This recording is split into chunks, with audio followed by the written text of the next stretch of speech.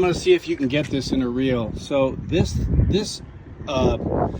railing that's supposed to be really, help you come in and out of your RV is just put in by these holes here, and they fall off, and they're very dangerous to have on there. So I was going to put in 4-inch screws, which went through here with some big wide stainless steel washers on the other side, so we'd have some nice strong railings. Well, okay, so I've done this 100 times. I've seen everything.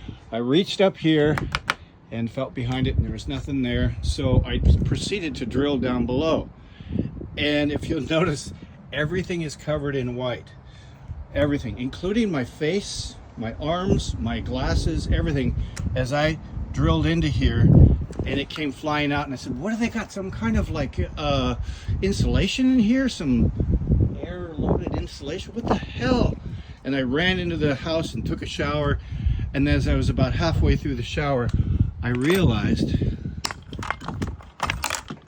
that I had drilled right into the fire extinguisher. Now, many people won't show you this fail, but that was a fail for me. It was a good outcome, though. Learned a little bit.